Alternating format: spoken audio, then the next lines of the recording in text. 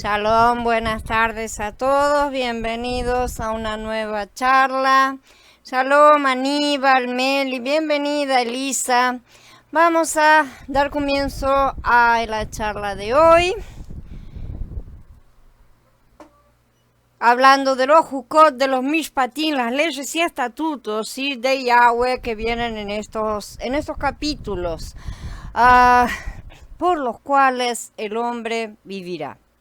Hemos estado estudiando acerca de Yom Kippur, de la sangre, de las varias maneras en las que nacemos contaminados y nos contaminamos por lo que entra, por lo que sale de nosotros. Todas estas cosas hemos visto tienen un orden un tanto inusual a nuestros ojos, pero con total lógica de continuidad para Yahweh. Primero se habla de los animales aptos para el consumo, un tipo de lo que entra en nosotros, simbológicamente doctrinas, filosofías que comemos a través de personas, ¿sí?, que son simbolizadas por los diferentes tipos de animales. Y eso está en el capítulo 11. En el capítulo 12 vemos el punto de la mujer que es impura al dar a luz, al reproducirla a raíz del pecado. En los capítulos del 13 al 14 estudiamos acerca de la Zaraat, la lepra, la purificación de los Metzoraim. Y finalmente llegamos al capítulo 16, donde vimos las impurezas relativas a infecciones sexuales, también la contaminación menor, digamos, provocada por mantener relaciones sexuales, menstruar, tener emisiones nocturnas, todas esas cosas. Todas estas cosas, como vimos, son las diferentes formas de contaminación que nos afectan a todos como humanidad. Y las soluciones, por así decir, porque no son soluciones definitivas, que Yahweh ofrece para cobertura de las mismas. Vimos también que estos capítulos forman un apartado, un insert, entre el capítulo 10 y el 16, que son el uno la continuación del otro en el orden cronológico, como ya estudiamos, por lo que descubrimos que entre la consagración de los sacerdotes y las instrucciones para Yom Kippur, Eradón coloca una serie de capítulos acerca de la contaminación. Esto es para que el hombre, los israelitas especialmente en aquel momento, pero también para nosotros que leemos estas cosas en el fin de los tiempos, nos demos cuenta de que lo contaminados que somos y lo que sale de nosotros, todo lo que está mal. Interesantemente, haciendo un paréntesis, la frase de Shaul es: estas cosas le sucedieron como escarmiento y se registraron como una advertencia para nosotros que vivimos en el fin de los siglos, ¿no es cierto? Esto está en Corinthians Malef. Shaul creía que le estaba viviendo el fin de los siglos, literalmente el fin de la era, es lo que dice el original, ¿sí? Y realmente así era, pero estaba viviendo el fin de la era de Pesaj y entrando la era de Shavuot. Ninguno de ellos pensaba que estaba comenzando una nueva era que duraría más de 2000 años, o sea, otra era como la era de Pesach, ¿no es cierto? Todos creían que el Adón regresaría pronto, según medida de hombre, por así decir. Y como nosotros aún estamos viviendo en ese mismo tiempo del que habla Shaul, porque estamos en la misma era todavía, podemos ver que las cosas no están terminadas, finiquitadas, completadas y todo terminado y culminado como el cristianismo asegura. Volviendo a lo nuestro, después del Yom Kippur vimos el capítulo 17 que nos habla acerca de los sacrificios y la sangre, ¿no es cierto? Y ahora vamos a entrar en una nueva serie de Mishpatim, de ordenanzas de Yahweh. Vamos a ver que estas se refieren en buena medida a las relaciones sexuales prohibidas, pero también serán repetidas ciertas ordenanzas como la orden de guardar el Shabbat, honrar al padre y madre, respetar a los ancianos, amar al extranjero, nuevamente no comer sangre, ayudar a los pobres con las cosechas, varias indicaciones acerca del amar a los demás como a uno mismo. También ciertas ordenanzas que solo serían aplicadas en la buena tierra porque no había forma de aplicarlas antes, ¿no es cierto? Y prohibiciones de prácticas paganas de ocultismo. Todo esto lo vamos a ver en esta serie de post acerca de los Jukot y los Mishpatim de Yahweh. Después, en los capítulos 21 y 22, veremos otra serie de Mishpatim, ¿sí? Pero esta vez aplicados al sacerdocio y también acerca de las condiciones de los animales para el sacrificio. Finalmente vamos a llegar al capítulo 23, ¿sí? donde vamos a estudiar las fiestas. Todas estas cosas parecen desconectadas a simple vista. Uno las mira así y dice, bueno, pasaron de una cosa a otra. Nosotros por lo menos parecen mezcladas.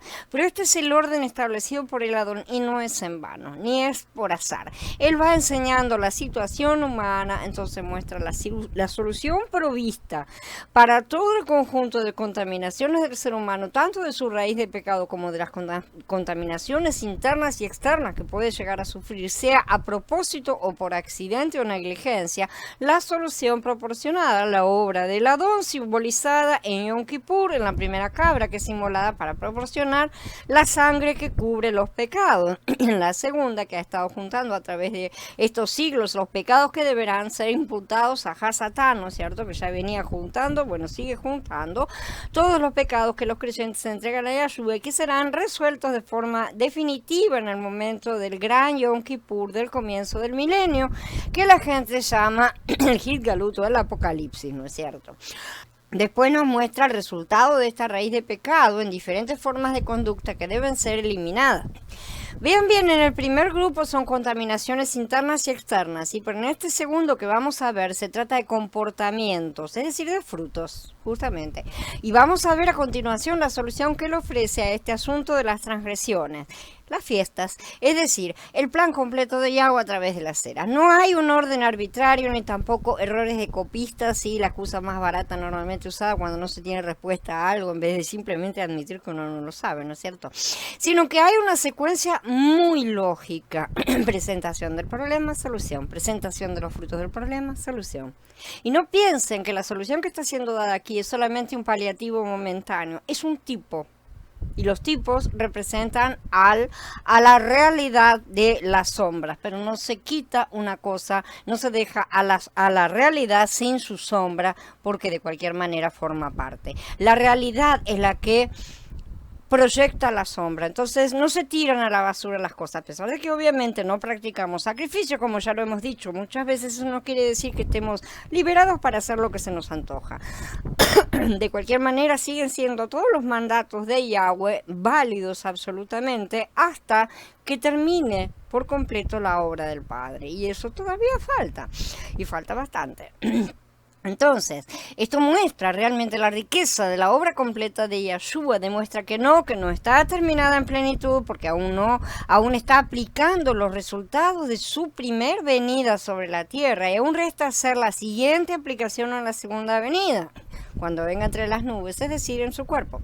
Desmiente la ineficacia del cristianismo que se ha sentado sobre laureles inexistentes porque no le pertenecen ni ha corrido la carrera para merecerlos. Están confundiendo siempre en el cristianismo el galardón con la salvación, además de que se resisten a correrla. Esa es la realidad y han enseñado a la gente a resistirse a correrla porque si la corren son judaizantes. Cuidado que no sé de qué nos enfermamos. Y aseguran que no es necesario. Entonces, este es el panorama de estas secciones de capítulos del libro de Vayikra, el panorama general. Y hoy vamos a comenzar a estudiar acerca de los mishpatim que Yahweh prescribe acerca, en primer lugar, lo que vamos a estudiar hoy son las conductas sexuales, ¿sí? Es decir, conductas que implican prácticas aberrantes, porque acá ya son cosas aberrantes, ¿no es cierto?, relativas al aparato reproductor femenino y masculino, a su uso y aplicación, ¿sí? Un aparato destinado a reproducir vida, pero que los hombres corrompieron para producir muerte en todas las instancias que vamos a estudiar. En el capítulo 20 encontramos los castigos que se debían aplicar en estos casos, de manera que los vamos a estudiar aquí, los vamos a ir ligando uno con uno de la misma manera que hicimos cuando estudiamos los sacrificios. Cada uno de ellos tiene su ley que estaba unos capítulos más adelante y lo fuimos unificando para no tener que estar repitiendo después demasiado las cosas. Entonces vamos a establecer una relación directa entre cada uno. Ahora bien, vamos a leer en Vayikra 18 lo siguiente: mis reglas, mishpatim, solamente deben observar ustedes y seguir fielmente mis leyes, Jukot. Yo Yahweh, soy el Elohim de ustedes. Ustedes deben observar mis leyes, Jukot, y mis reglas, mishpatim, en las cuales vivirá el hombre, porque yo soy Yahweh. Ustedes deben cumplir mi orden, mishmeret es la palabra, de no realizar ninguna de las costumbres, o sea, los jukot, vean que se lo traduce a veces de diferentes maneras, detestables que se practicaban antes de ustedes y no deben contaminarse mediante ellas. Yo soy Yahweh, su Elohim, dice en diferentes pasukim en Vayikra 18 mismo. Estas cosas ya las estudiamos en su momento, pero como son complejas y son palabras raras, considero que lo mejor es repetir y refrescar estos conocimientos mandamientos, porque se trata de palabras que muchas veces se mezclan unas con otras como si fueran sinónimos. Si bien son semejantes, no son exactamente iguales. Si el padre dice utiliza dos tipos de palabras, no es porque sea un gran poeta, no lo hace con esa finalidad, sino porque hay alguna diferencia intrínseca que por muy sutil que sea es importante. Para completar sugiero que lean el original, ¿no es cierto? Para completar y ir más a fondo en el asunto, que tiene más cosas que yo no he traído de regreso. Está en el capítulo 59 de la serie 2 de Shemot, ¿sí? El Código de la Ley. Las palabras aquí utilizadas en Vayikra son las siguientes: Mishpat y Mishpatim, su plural, ¿no es cierto? Que es traducido como veredicto, sentencia o decreto y significa justicia, literalmente. Y Juká, con su plural Jukot, como vimos, que también puede ser traducido como costumbre, decreto, derecho, estatuto, ley, ordenanza. Lo van a encontrar traducido de un montón de maneras diferentes. Y eso es lo que trae tanta confusión a la cabeza de tantos. Mishmeret o Mishmarot, en su plural, vigilar, centinela, observancia, custodia, en cuanto a algo que se tiene que guardar, observar, ¿no es cierto? Es una orden, un precepto. En la Torah hay muchísimos mandatos que subsirven a los 10 mandamientos, a los Devarim, ¿sí? Que viene de la palabra Davar, que es palabra justamente, son las 10 palabras. Por ejemplo, el cuarto mandamiento ordena guardar el día de reposo. Ese es el mandamiento, lo que llamamos mandamiento, ¿no es cierto? O en las escrituras dice palabra. Pero en Vayikra y en otras partes de la escritura, ¿no es cierto?, aparecen docenas de mandatos o mandamientos menores. Es difícil de establecer una palabra que nos quede bien separada para todos, porque está todo muy mezclado, y preceptos que nos ayudan a entender y a guardar mejor el mandamiento básico y general. La diferencia entre los 10 mandamientos eternos de Yahweh y la ley de Moshe, o sea, todos los estatutos, preceptos, etcétera, que fueron dados mediante Moshe, es que los 10 mandamientos de Yahweh estaban dentro del arca del pacto, y la ley de Moshe estaba junto al arca del pacto. Dicen Devarim 10, yo escribiré en las tablas las palabras que había en las primeras tablas que rompiste, y tú las depositarás dentro del arca. Recuerda Moshe en Devarim 10, y en Devarim 31 dice: tomen este libro de la Torá, el que él mismo les está dando al final porque ya se está por morir, ¿no es cierto?, y pónganlo al lado del arca de la alianza de Yahweh, su Elohim, y que permanezca allí como testigo contra ustedes. Entonces ahí tenemos la diferencia entre una cosa y otra. Luego vino Yahshua y añadió el elemento más importante a toda esa ley de adentro y de junto al arca. La Torá se dio por medio de Moshe, pero la gracia y la verdad nos han llegado por medio de Yahshua el Mashiach, dice Yahanan en el capítulo 1. Es decir, para que quede claro, los mandamientos deben ser escritos en los corazones, en nuestro interior. La ley de Moshe era una ayuda externa para comenzar a comprender cómo aplicarlos, pero estaba incompleta porque no había venido aún Yahshua para completarla, trayendo el significado espiritual de la misma. Ahora que tenemos ambas partes, es hora de unificarlas. Los mishpatim, que son los juicios o veredictos, ¿sí? El hebreo no tiene una sola palabra para expresar nuestro concepto de justicia. Lo que esto representa para nosotros se entiende en las ideas de juicio y justicia, justamente. Es mishpat, ¿sí? Que deriva del verbo shafat, que significa juzgar, dictar sentencia, gobernar, donde viene mishpatim, ¿no es cierto? Un mishpat es lo que pronuncia un shofet, un juez. El juicio no consiste solo en la declaración del juez. Cualquiera que tenga un mishpat puede tener una causa también. O sea, la palabra aplica a diferentes partes de un mismo proceso, ¿sí? Y esa persona, si tiene un mishpat, se lo presenta al juez.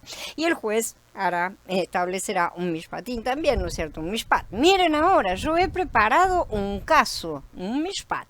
Sé que lo voy a ganar, dice Job en el capítulo 13 de su libro. Y también dice, esto lo dice en la versión de la Vine. En la versión de la Reina Valera dice: aquí ahora, si yo expusiere mi causa, o sea, mi causa, el otro es mi caso, un proceso según la Biblia de Jerusalén, ¿sí? La versión de Jerusalén, un proceso, un caso, una cosa que uno presenta delante del juez. Nuestro término más cercano a mishpat es justicia, concebida en concreto y no en abstracto. Yo pido justicia, digamos, ¿no? Una justicia administrada, la justicia en la vida práctica.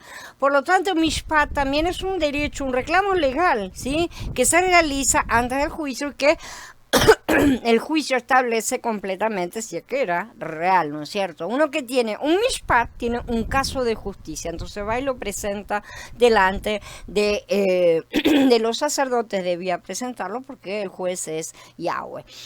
Vino pues a mí Hanamel, hijo de mi tío, conforme al dicho de Adonai, al patio de la guardia, y me dijo: Ea, cómprame el campo de Anatot, que cae en territorio de Benjamín, porque tuyo es el derecho de adquisición. El mishpat es utilizado acá. Y acá está traducido, vean bien, como derecho de adquisición por la versión de Jerusalén. La Bine lo pone derecho de sucesión, la Reina Valera derecho de herencia. O sea, es un derecho que la persona tiene sobre alguna posesión, ¿sí?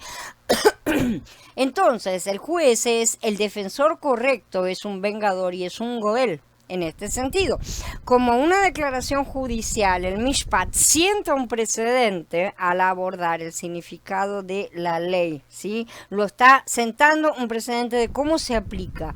En un sentido más débil significa procedimiento, o sea, todo el procedimiento que se realiza, ¿no es cierto? El mishpat de un dios, por ejemplo, también es la forma correcta de adorarlo en su adoración ritual, o sea, la forma en la que las reglas, por así decir, o costumbres, como ya vimos también se traduce. Entonces le dijeron al rey de Ashur: la gente que tú deportaste y estableciste en las ciudades de Shonron no conocen las reglas del Elohim del país, los mishpatim, ¿sí? Por eso él ha enviado contra ellos leones que los están matando, porque no conocen las reglas, los mishpatim del Elohim del país. O sea, la gente estaba diciendo, les han mandado, hay bestias salvajes que están matando porque ellos no tienen la forma de apaciguar al Elohim de la región. Ya hemos hablado acerca de lo que se concebía en la cabeza de los antiguos, de que los dioses ejercían su poderío en su territorio, lo cual es absolutamente verdad, porque eso corresponde a la división de las tierras que fue realizada de acuerdo a los malajim. Entonces sí corresponde absolutamente a eso, solo que estamos hablando de falsos Elohim o de Elohim que han usurpado lugares que no les correspondían, ¿no es cierto? Entonces, no tenían, según esta gente, las reglas, los mishpatim de esos dioses para saber cómo podían hacer. En este caso se refieren a los mishpatim de Yahweh porque estaban hablando acerca de la tierra, ¿no es cierto? Entonces estaban esos leones, esas fieras, matando a la gente. En la Reina Valera esto es traducido como la ley, no las reglas, la ley. Es lo mismo, porque al final de cuentas todas estas cosas en nuestra cabeza tienen un gran lío, como ya digo, porque nuestros conceptos de justicia son diferentes a lo que Yahweh está presentando. Entonces lo que nosotros tenemos que replantearnos en el fondo, de a poco, mientras vamos aprendiendo y avanzando, son los conceptos de Yahweh acerca de las cosas, sino lo que nosotros tenemos en la cabeza de qué significa. Me dijo justicia, me dijo ley, ya entendí, es un conjunto no es eso. Es Torah y es instrucción. Entonces vemos que nosotros tenemos una pésima comprensión de las cosas cuando corremos hacia adelante y atropellamos todo. Necesitamos ir despacio e ir viendo las palabras y el concepto que está por detrás de ellas. El juicio apunta en dos direcciones: la liberación del justo, es decir, el que recibe el mishpat, ¿no es cierto?, el que lo presentó, el que lo recibe, y el castigo del culpable, evidentemente. Por lo tanto, el término también se usa para significar castigo o veredicto o sentencia, ¿sí? Pero este uso es menos frecuente, realmente. El rey ejerció el juicio como juez. También el rey representó a la Corte Suprema de los cielos. Reinó David sobre todo Israel, administrando derecho, mishpat y justicia, sedaká, a todo su pueblo. Así es como está traducido en la versión de Jerusalén en el libro de Shemuel Bet, capítulo 8. Vamos a hablar ahora de el Jok o Juká, ¿no es cierto? Que son los Jukot, los estatutos, que a veces también es traducido como costumbres. Ahora, entonces vamos a examinar esto. La palabra estatuto se refiere a una clase específica de leyes o directrices. Como la traducción de las palabras hebreas Jok o Juká, la palabra estatuto se refiere a una directriz o norma que es muy especial, entendida como un decreto, un edicto, un mandato, de una orden directa, algo que el gobernante decide y debe ser ejecutado sí o sí, se acabó, ¿sí? Fuera de las leyes judiciales en sí. Ambas palabras derivan de hakak, que significa grabar, normalmente aplicado a leyes en tablas de piedra, ¿no es cierto? Tallar, por implicaciones imponer, porque una cosa que es grabada es impuesta a la fuerza, ¿no es cierto? El estatuto no es algo al que la gente pueda apelar. Los estatutos bíblicos, por ejemplo, pueden fijar fechas, por ejemplo, tales como las fechas de las fiestas santas de Yahweh, o pueden especificar lugares, o pueden definir costumbres importantes, por eso muchas veces es traducido como costumbre, estas palabras, las costumbres inclusive ajenas de otros pueblos, porque son cosas que son impuestas, son fijadas, pero no son de Yahweh, ni son relativas a un comportamiento, para que se entienda, ¿sí? Entonces, pueden aún establecer la forma, inclusive, en que se debe proceder para manejar la forma correcta de ciertos asuntos cruciales, de acuerdo a cada emisor, a cada uno que dicta esas costumbres o leyes o estatutos. Dado el hecho de que los estatutos revelan la mentalidad de Yahweh y sus prioridades, sus estatutos y los que Él establece, ¿no es cierto? Son componentes o piezas cruciales de la ley y sirven como pautas divinas para realmente tener un comportamiento humano justo y aceptable a sus ojos.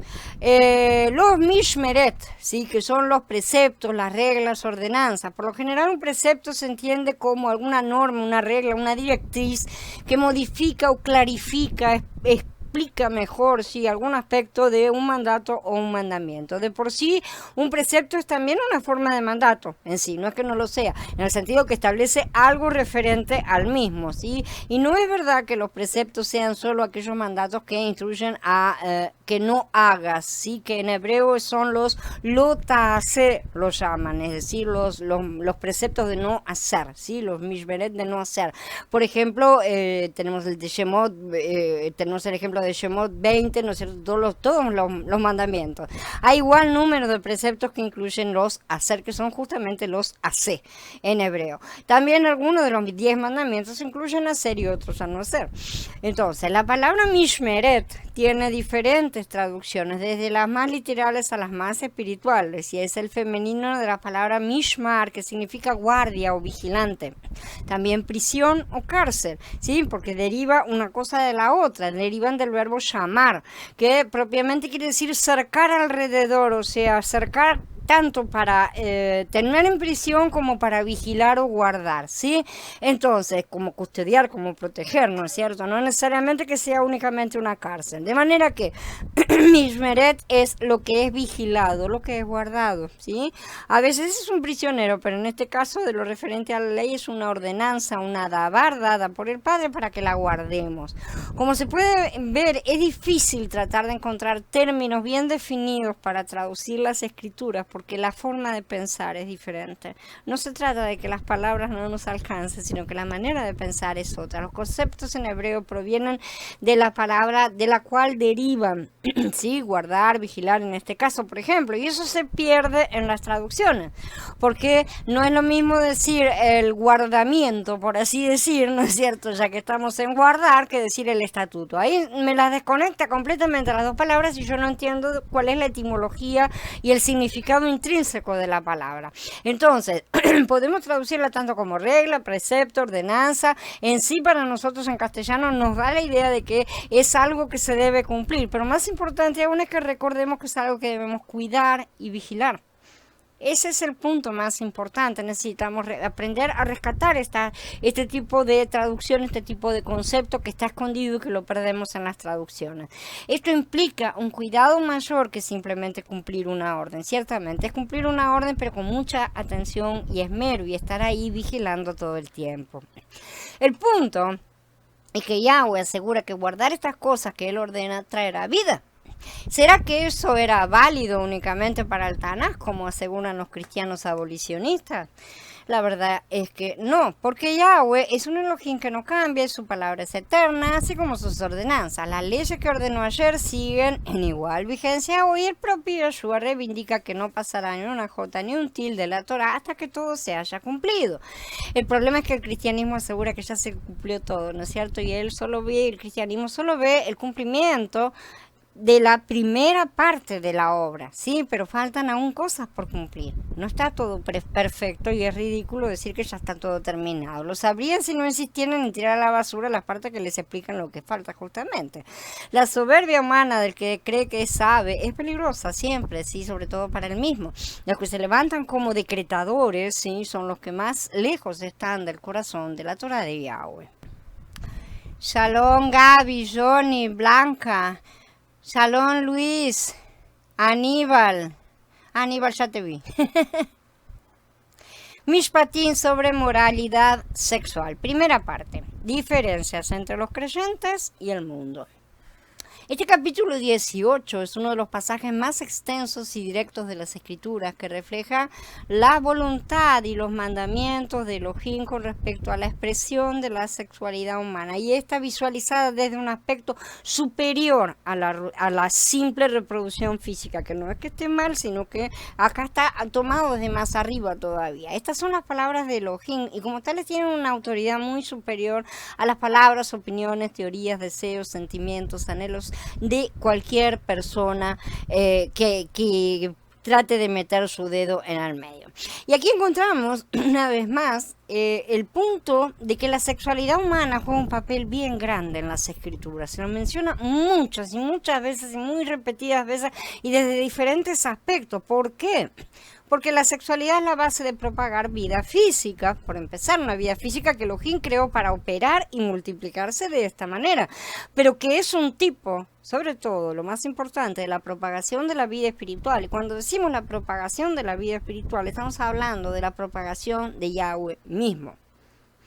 Cuando estamos dando vida, generando vida nueva, hay un nuevo recipiente para Yahweh, porque Él es la chispa de vida dentro de todos. A pesar de que lo hayamos contaminado y todas las demás cosas, de cualquier manera la chispa de vida sigue proviniendo de Yahweh. Entonces, ese es el punto, ¿no es cierto?, que es importante, y vamos a ver que esto es una guerra constante entre Hasatán tratando de dar muerte a la vida y de esa manera estar oponiéndose a Yahweh. La vida física nunca debió propagarse separada de la vida espiritual para la cual fue creada. ¿Sí? Pero debido a la caída, muchas transgresiones fueron cometidas, muchas prácticas fueron levantadas, que a veces la gente simplemente no tenía la capacidad de decidir si eran buenas o malas, porque estaban acostumbrados, por así decirlo. De la misma manera que hoy muchas personas creen que todo es así y es normal, porque han nacido dentro de esta falsa normalidad que no tiene nada de normal, porque décadas solamente atrás las cosas eran sumamente diferentes, ¿no es cierto? La gente no tenía la capacidad siquiera de saber si provenían del padre o de la raíz de pecado, que eso es lo correcto, porque es mucho más importante que determinar si es bueno o malo. Entonces, aquí en este capítulo, él va a poner en claro los puntos de acuerdo a cómo él los creó, que al final de cuentas es el autor de todas las cosas, el mismo autor del manual de uso también, ¿no es cierto? Nosotros sencillamente no podemos desviarnos, somos masculinos o femeninos, somos muy diferentes en los dos sexos y Elohim ha puesto una atracción casi irresistible entre los dos. Elohim nos ha dado el sexo no solo para procreación, sino también para gozo y placer, desde que esté dentro de los parámetros del matrimonio. Y como sucede siempre entre los humanos caídos, nosotros abusamos de este maravilloso regalo que Yahweh nos ha dado, con muchos otros también, ¿no? A veces el abuso es por un malentendido, otras veces es por ignorancia, pero la mayoría de las veces es más por desobediencia, por una creencia equivocada, que como creyentes los mandamientos de Elohim ya no aplican a nosotros, ¿sí?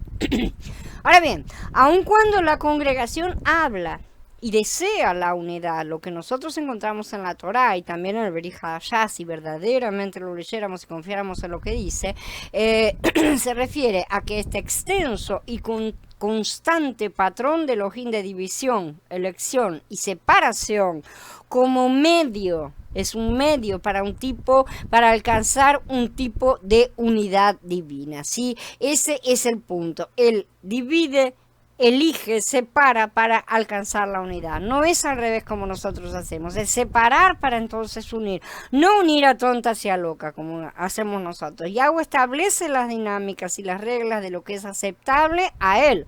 Lo que Él promueve, todo lo que promueve la vida definida por Elohim mismo, ¿sí? Lo que es santo, lo que es eterno. Todo lo demás está en contra, se opone a estas dinámicas de gobierno y reglas divinas. La maldad, la muerte, el pecado, y el efímero aspecto físico también, ¿no es cierto? Todo lo que sea el aspecto físico externo, con su placer pasajero, sexual también, sin duda alguna. No es que Elohim está constantemente buscando unidad física en nuestro mundo físico. Ese es un asunto del hombre. Y ese es el error que muchos cometen cuando están buscando una ejad, hacer las cosas desde la carne. El Adón busca unidad espiritual. Las cosas no deben buscarse desde el viejo hombre, sino desde el nuevo hombre, desde el Ruach nuevo, el nuevo Ruach que recibimos, y no desde el viejo hombre, ¿no es cierto?, que está muerto. El hombre siempre ha tratado de unir aquellas cosas que Elohim ha dividido y separado, y acerca de estos puntos quiero que los empiecen a tomar en cuenta porque vamos a estar hablando brevemente. Es muy importante todo el asunto de las separaciones que él establece. Elohim da instrucciones directas. El hombre quiere empañarlas, quiere torcerlas, esconderlas o removerlas completamente, o las ignora, hace lo que quiere. Hoy en día este sistema tiene un nombre para los que aceptamos establecer estas distinciones directas: intolerancia. Así somos acusados, ¿no es cierto?, de intolerantes. En el mundo actual la intolerancia es una cosa mala, porque claro, ellos conforman la parte que es desechada. Entonces, claro que se defiendan, ¿no es cierto? Aún mejor dicho, por nuestro planeta humanista secular, hay tolerancia a través del cual las distinciones son eliminadas. Se eliminan las distinciones. La rebelión de Nimrod en la Torre de Babel giraba alrededor de tratar de unificar a las personas físicamente en vez de dividirlas y separarlas como Elohim quería. Esto es nuevamente y es la continuación de la Torre de Babel. Esto no es una polémica en contra de la unidad del cuerpo de Mashiach, al contrario. Elohim es unidad, Él es uno, sí, Él es Ejad, pero esa Ejad es completamente diferente a nuestra noción de unidad humana, la cual ha infectado severamente a la congregación. La noción social de unidad, sí, es más parecida a un consenso, a un ponerse de acuerdo, ¿no es cierto?, el cual se basa en arreglos alcanzados por mutuo acuerdo. Nosotros nos dividimos en grupos más o menos pequeños, no importa el tamaño, hasta que nos sentimos lo suficientemente cómodos. Vamos segregando, vamos cortando de acá, esto no me gusta, aquello no me gusta, me mudo de grupo, hago lo que quiero, ¿no es cierto? Y después tratamos de unificar a todo el mundo en ese pequeño grupo, vía cómo piensa el grupo, y después esperamos que crezca. Pero esa no es la clase de unidad que Elohim quiere y que Él está buscando para nosotros. Más bien, Yahweh quiere que nosotros seamos de un Ruach con Él, con Mashiach. Si yo soy un único Ruach con Mashiach y cada uno de ustedes es un único Ruach con Mashiach, entonces ustedes y yo estamos en unidad. Esa es la unidad que se busca. No una unidad de ponernos de acuerdo en la carne, de tener los mismos pensamientos en la carne y el resto de las cosas. Por eso es que todo lo que proviene de la carne debe ser dejado en la puerta, como hacen los chinos, ¿no?, que se sacan los zapatos antes de entrar a la casa. Bueno, más o menos algo así sería lo ideal, dejar la carne afuera. Entonces, nosotros no estamos en unidad en nosotros, obviamente, y no estamos ciertamente en la carne, sino en nuestro rujot.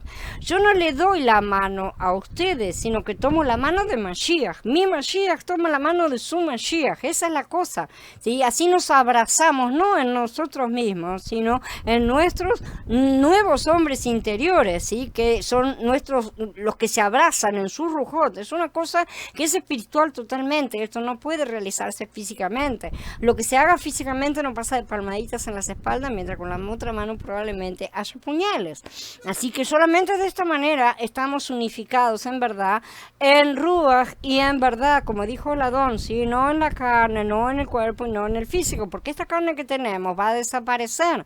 Vamos a recibir otros cuerpos llegado el momento en que a cada uno le toque, y de esa manera, con esos nuevos cuerpos ya no contaminados, sí vamos a poder manifestar todas las cosas que hoy querríamos manifestar, pero que no se deben manifestar bajo ningún concepto a través de estos cuerpos corruptos. ¿Pueden ver la gran diferencia? Uno es un método de control de grupo, realmente, que es la meta del hombre. Todos nos juntamos y nos ponemos de acuerdo. El otro es como el Adón que penetra en nosotros y brota de nosotros. De esa manera llega a estar en una relación espiritual con cada uno y así entre todos. No solo con cada uno, sino también entre todos. Esa es su manera. La otra no funciona. Por lo que nosotros vamos a ser testigos aquí en Vayikra 18 es otro capítulo en desarrollo de la saga de Elohim, estableciendo esto que es aceptable Kadosh y separándolo de todo lo que es pecaminoso e impuro. Presten atención a las separaciones porque no se trata simple y sencillamente de una cosa de, bueno, separo lo bueno de lo malo, ¿sí? Porque si no sería un concepto del otro árbol, ya lo sabemos. No es tan simple como esto, pero presten atención porque tiene una base muy importante que vamos a estar estudiando en breve. Como su nación santa y separada, Israel debe seguir a uno y abandonar al otro, evidentemente, ¿no es cierto? Al igual que nosotros, ¿no es cierto? Al final de cuentas, ya que hemos sido injertados a Israel por la fe en Yahshua y ahora somos parte de su cuerpo. Yahweh le habló a Moshe diciendo, háblale al pueblo israelita y dile, yo Yahweh soy el Elohim de ustedes. No deben copiar las prácticas de la tierra de Mitzrayim donde habitaron, ¿sí? Ni de la tierra de Canaán a donde los estoy llevando. No sigan las leyes de ellos. Mis reglas solamente deben observar ustedes y seguir fielmente mis leyes. Yo, Yahweh, soy el Elohim de ustedes. Ustedes deben observar mis reglas y mis leyes en las cuales vivirá el hombre. Yo soy Yahweh. Aquí vemos que Yahweh traza una distinción entre la conducta del mundo versus la conducta esperada por parte de Israel, ¿sí? Y aquellos que han sido unidos a Israel. Se le dice a la gente que no deben continuar con las conductas sexuales que eran aceptables en el lugar que dejaron atrás, ni deben tomar hábitos sexuales de las personas que en ese momento estaban habitando la tierra que Israel iba a tomar a futuro, ¿no es cierto? Los kenanitas. A nosotros no se nos informa si los grandes transgresores que participaron en la fiesta del becerro de oro y después, ¿no es cierto?, con el asunto de las mujeres moabitas, por ejemplo, eran israelitas o extranjeros, estaban mezclados o que realmente no lo dicen. Las escrituras no establecen prácticamente ninguna diferencia, excepto en lo que menciona a los levitas defendiendo el honor de Yahweh en su momento, ¿no es cierto? Por lo que no vamos a establecer el nivel de moralidad del pueblo como pobrecitos los israelitas estaban contaminados por la multitud mixta.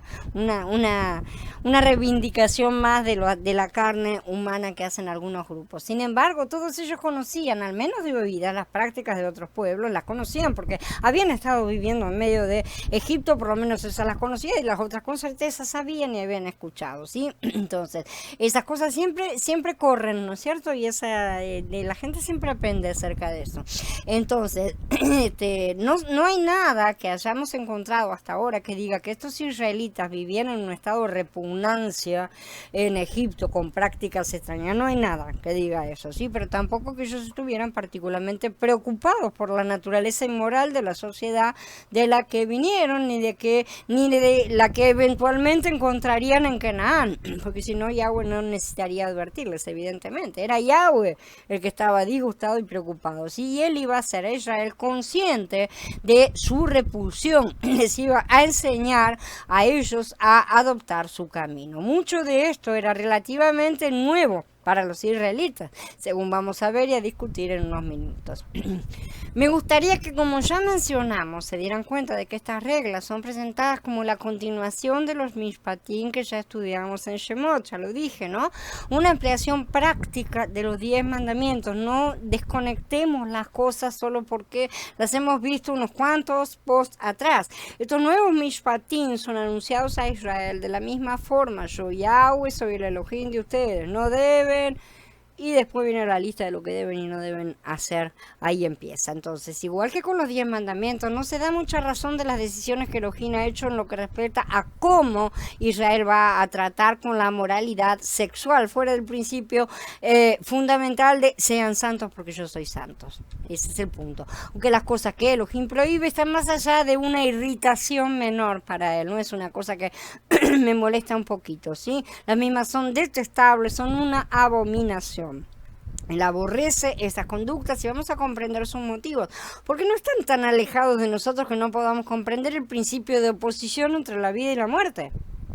Ese es el punto. Si nos apoyamos en este principio de oposición, en el cual de un lado no puede estar en contacto con el otro porque son mutuamente excluyentes, entenderemos mejor que lo que él traduce a nuestro idioma humano como aborrezco o como inmundo, ¿no es cierto?, es mucho más que una cosa que no se puede, que se puede detestar, pero que también puede ser soportada, que es el caso humano, ¿no es cierto? Nosotros podemos odiar muchas cosas, pero las soportamos. Él no.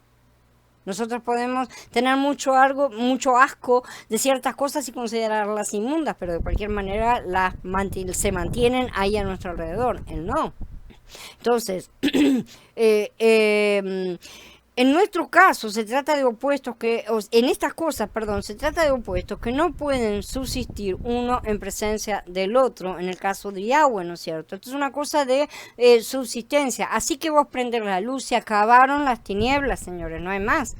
No hay forma de que puedan estar los dos juntitos. La luz destruye totalmente las tinieblas. Entonces, para nosotros las dos cosas pueden estar presentes, pero para él no pueden. Entonces, él lo que nos dice es que nosotros tampoco debemos, ¿sí? Porque nosotros tenemos que ser santos como él es santo. Todo lo que se opone a su esencia pura de vida es abominación. Nosotros necesitamos aprender a ver las cosas con sus ojos. Aquí tenemos una serie de ordenanzas que fueron dirigidas a Israel, pero esto no significa que, según el concepto cristiano nuevamente mencionado de la abolición de la ley, no deban ser aún practicadas. Estos mishpatim y muchos otros de orden moral y ético son la prueba viva de que nada ha sido abolido y que todo continúa vigente, como el propio Yahshua afirmó que sería por todas las eras. No piensen que he venido para abrogar la ley de los profetas, no he venido para abrogar, o para abolir, como quieran, sino para cumplir. No se sabe qué parte no se entiende de lo que él dijo, ¿sí? Pues porque de cierto les digo que hasta que pasen el cielo y la tierra, ¿cuándo es que van a pasar? ¿Alguien se acuerda cuándo es que vamos a tener cielo nuevo y tierra nueva? Bueno, hasta que estos no pasen, no va a ser nada, ¿no es cierto? Ni una jota ni una tilde pasará de la ley hasta que todo se haya cumplido. De manera que cualquiera que quebrante uno de estos mandamientos muy pequeños, y así lo enseña a los hombres, ¿qué les está esperando a algunos? Muy pequeño será llamado en el reino de los cielos, mas cualquiera que lo haga y los enseñe, ese será llamado grande en el reino de los cielos. Esto lo dijo Mati ya en el capítulo 5. De manera que, si el Adón aseguró que quien eliminara los mandamientos que, vamos a ver, ya estaban en la ley y en los profetas, un eufemismo judío para referirse a los libros del Tanaj, ¿no es cierto?, sería pequeño en el reino de los cielos. Entonces algo está mal en el razonamiento de los que insisten en tirarlos a la basura. Y aleatoriamente repetimos, ya que algunos quedan, otros se van, si aún les gusta, ¿no es cierto? Pero si realmente la Torah hubiera sido abolida, ustedes deberán considerar que todo lo que vamos a estudiar a continuación ahora estaría permitido. Sí, porque si realmente la abolimos, ¿qué estamos estudiando? ¿No es cierto? Estamos estudiando cosas que han sido abolidas. Ahora puedo matar, ahora puedo robar, ahora puedo hacer todo un montón de cosas, ¿no es cierto? De manera que también se podrían cometer todos estos actos que de repente ahora serían correctos, ¿sí? ¿Será? Usemos la mente de Mashiach para discernir, ¿no es cierto? Y no la mente de la carne que está llena de concupiscencias que nos inclinan a desear el mal.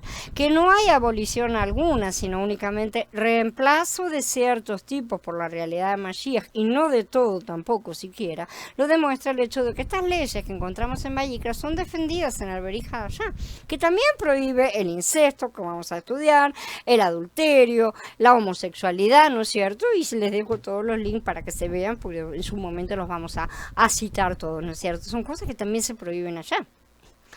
No harán lo que hacen otros pueblos. Es la base de la amonestación de Yahweh, ¿no es cierto? Los persas, por ejemplo, fomentaban las uniones matrimoniales con madres, hijas y hermanas, ¿sí? Sobre la base de que tales relaciones tenían un mérito especial a los ojos de los dioses.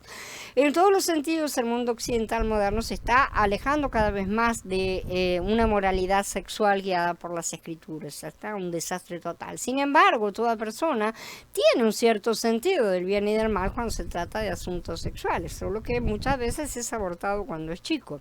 Cuando se trata de asuntos sexuales, a nuestra cultura moderna a menudo parece que la idea más fuerte que da el sentido de bien y mal, ¿sí?, es la siguiente: si se siente bien, entonces está bien.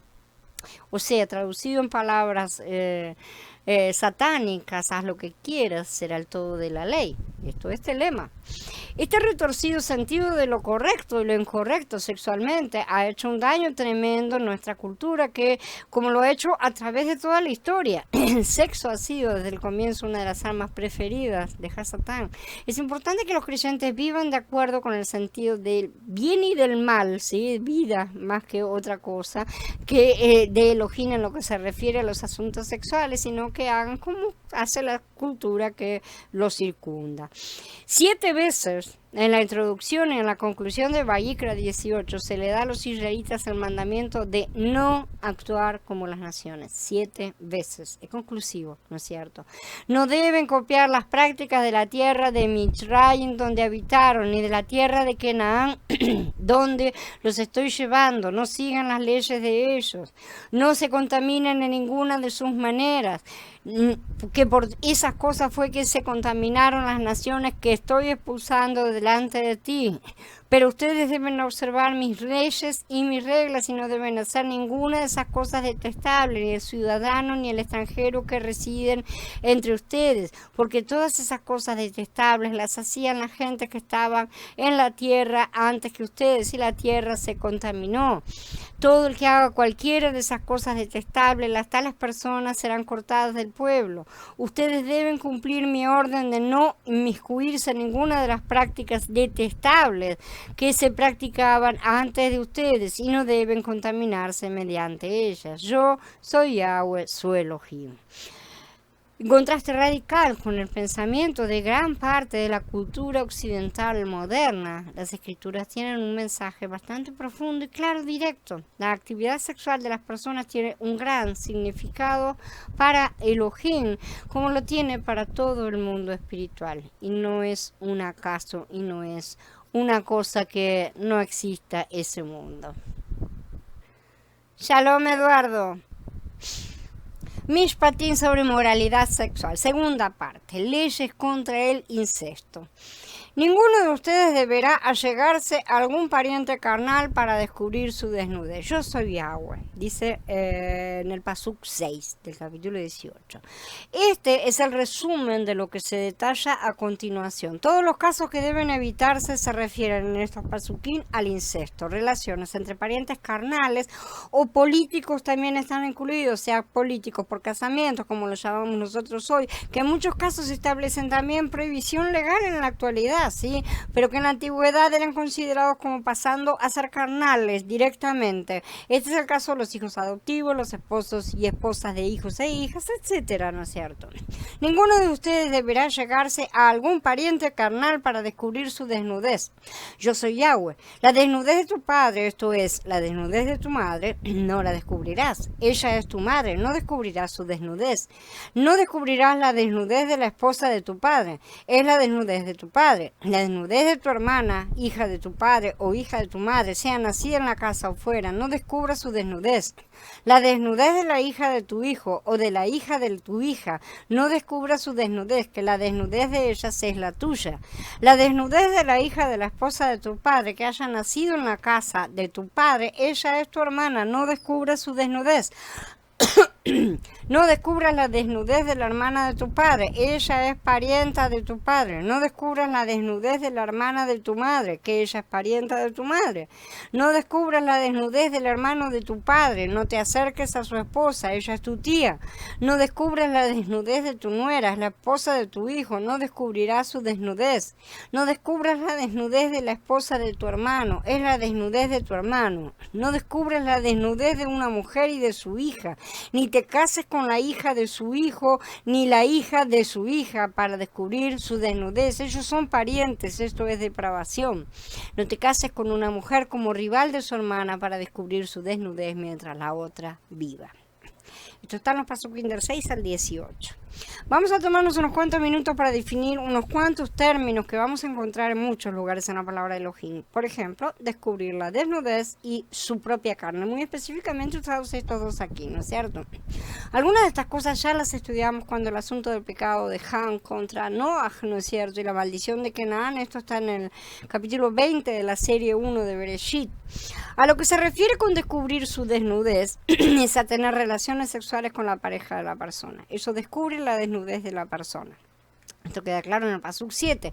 La desnudez de tu padre, esto es, la desnudez de tu madre, no la descubrirás. Ella es tu madre, no descubrirá su desnudez. Entonces, descubrir la desnudez del padre es tener relaciones con su esposa. Vamos a ver que también está con la esposa que no fuera la madre directa de la persona. Si hubiera quedado viudo, se hubiera casado con otra mujer, ¿no es cierto? Vamos a suponer, no sería madre directa de la persona, pero tampoco puede tener relaciones. Entonces, eso sí, es descubrir también la desnudez del hermano, que es tener relaciones con la cuñada, con la esposa. O sea, cuando alguien tiene relaciones con la pareja, sea femenina o masculina, de otra persona, está descubriendo la desnudez de esa otra persona. ¿Sí? Esto no implica tener relaciones sexuales homosexuales, ¿sí? Algo que ha sido levantado, sobre todo en el caso del pecado de Ham, ¿no es cierto? A veces también implica tener relaciones sexuales directas con la persona, ¿sí?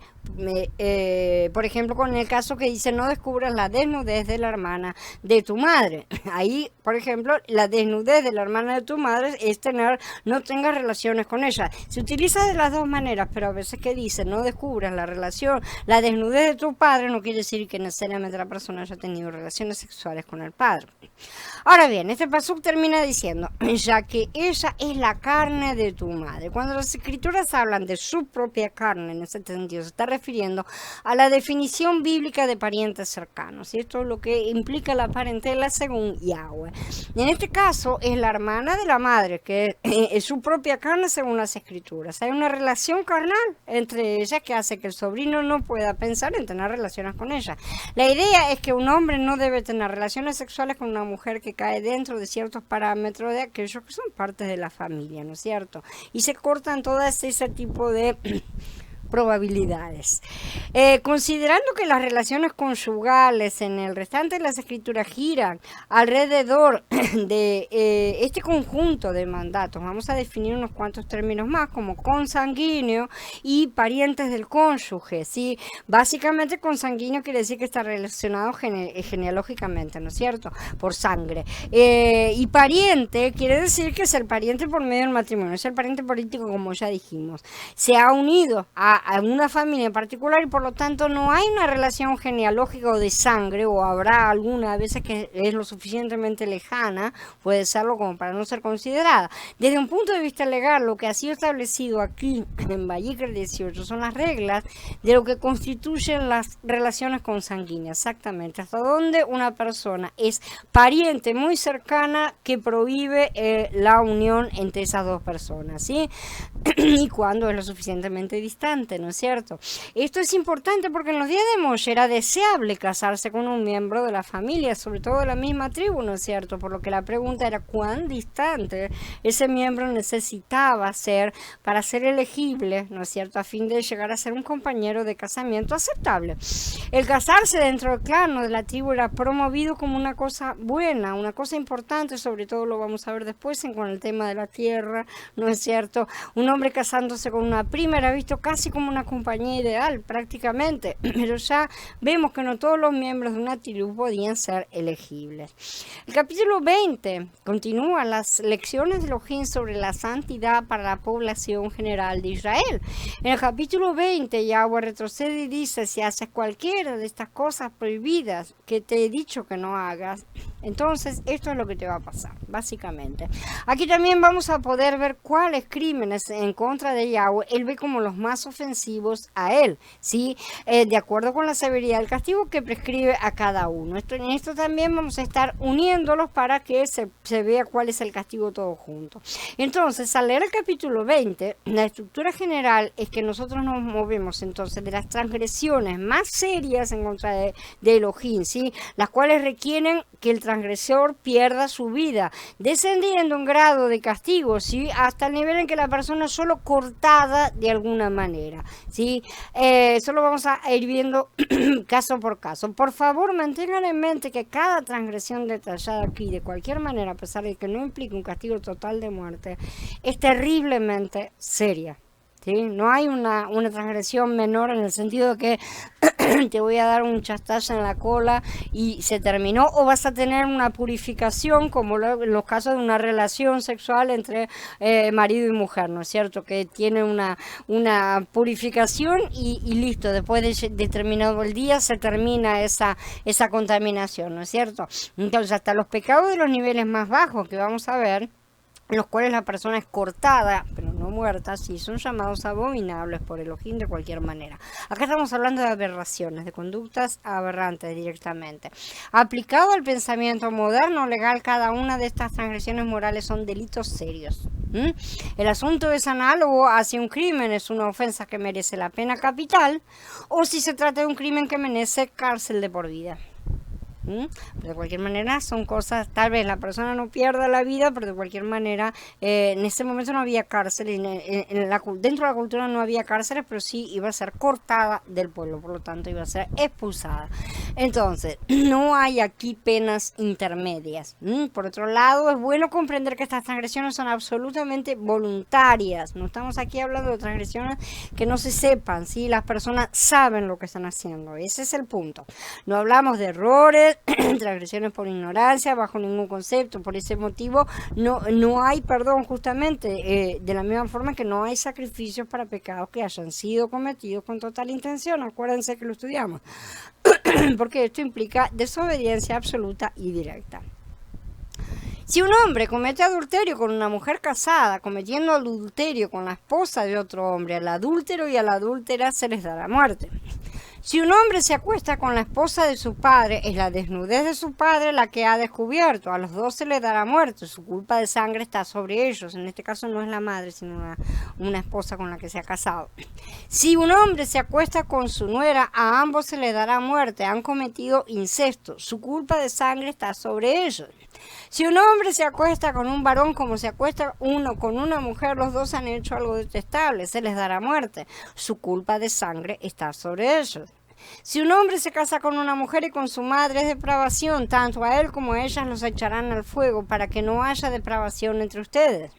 Si un hombre sostiene relaciones carnales con una bestia, debe dársele muerte y matarán también a la bestia.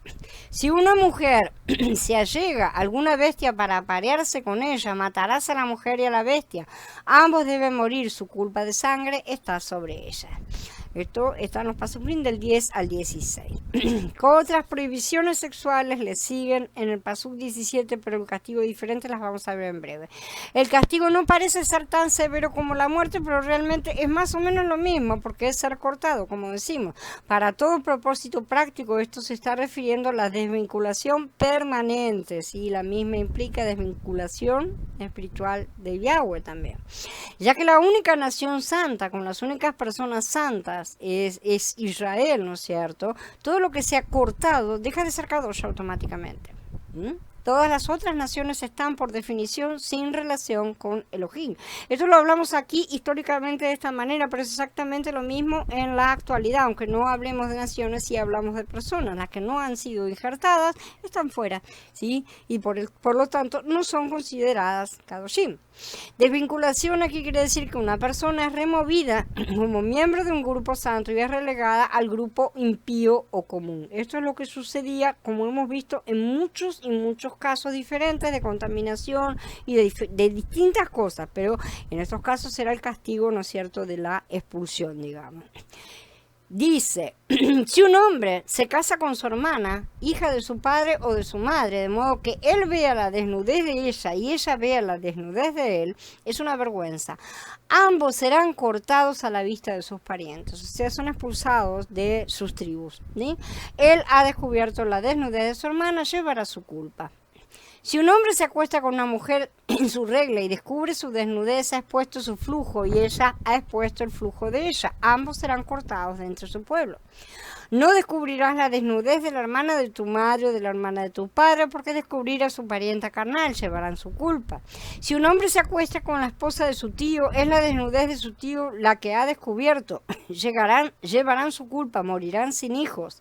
Si un hombre se casa con la esposa de su hermano, es una indecencia, es la desnudez de su hermana la que ha descubierto. Quedarán sin hijos.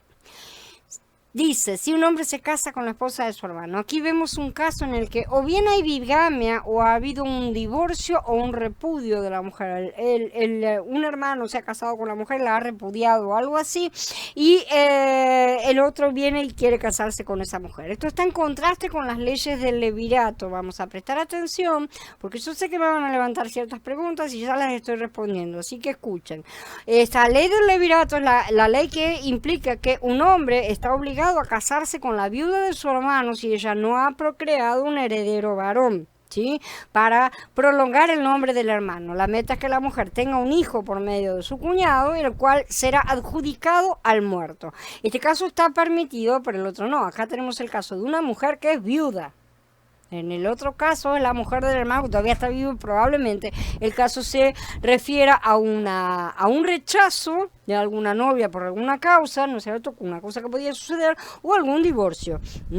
De cualquier manera se dice que igual está descubriendo la desnudez del hermano. Aquellos que leen las escrituras van a tener la mente llena de situaciones en las cuales estas cosas fueron practicadas, ¿no es cierto? Caso típico de los patriarcas, como Abraham tomando a su media hermana Sará, a Jacob tomando a 2 hermanas, ¿no es cierto? Estos casos no fueron juzgados porque la ley no existía acerca de estos asuntos en ese momento. Además, a pesar de que las prohibiciones aquí levantadas, tiene que ser evidente también que en la infancia del mundo, cuando recién empezaba, los parientes cercanos deben haberse unido inevitablemente en alianzas matrimoniales, e incluso hermanos se tienen que haber casado con sus propias hermanas, y este debe haber sido el caso de la familia de Adán, sin ir más lejos, ¿sí? En estos primeros casos, bueno, ahí la necesidad lo requería. Cuando esta necesidad ya no existió, esto se volvió inoportuno, impropio y sobre todo sospecho en función de la carne caída, ¿no es cierto? Y Yahweh mismo lo prohibió. Al contrario, parece más probable que los mishpatim hayan surgido a raíz de las experiencias de estas personas, justamente porque él deja que las cosas sucedan, y cuando se muestra lo errado de la situación levanta la ley, ¿sí? Entonces es un medio de evitar este tipo de situaciones en el futuro, pero no quiere decir que haya un castigo en retrospectiva. En general vemos que los mishpatim, que ya estudiamos en Shemot en su momento y que se van a repetir también después en Devarim, ¿sí? La segunda ley, parecían responder a casos reales en los que hubo que levantar juicios sobre ciertos asuntos que sentaron precedentes muy válidos porque se basaban en la propia ley de Yahweh. El primer mandamiento de este capítulo muestra que el estándar de Elohim para el bien y el mal se eleva por encima de lo que trae el placer físico del acto sexual. Tiene que estar muy por encima de todo lo que sea nuestra carne, nuestro deseo, nuestro gusto, nuestro placer, lo que me gusta, lo que siento y todas esas cosas. No solamente con el acto sexual físico, sino también con el acto sexual espiritual, ¿sí? La fornicación espiritual. Hablando de una perspectiva puramente física, el placer físico de un acto sexual con un pariente cercano no tiene ningún tipo de diferencia con el placer físico que la persona puede llegar a tener con otra persona, ¿no es cierto?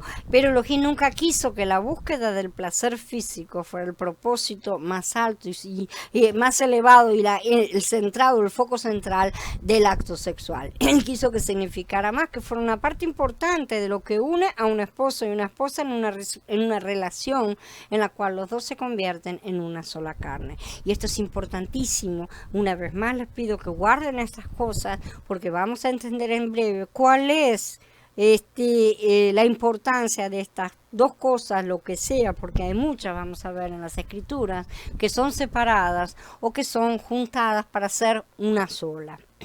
Significativamente, el sexo entre las personas que tengan alguna de las relaciones mencionadas anteriormente se está condenado incluso si son adultos, porque esa es otra de las cosas que muchos aducen, ¿no? Como, bueno, no, pero soy adulto. No solo son mandamientos contra la actividad sexual entre niños y adultos. Sí, por ejemplo, es pecado que un hombre tenga relaciones sexuales con su madrastra, aunque los dos sean adultos.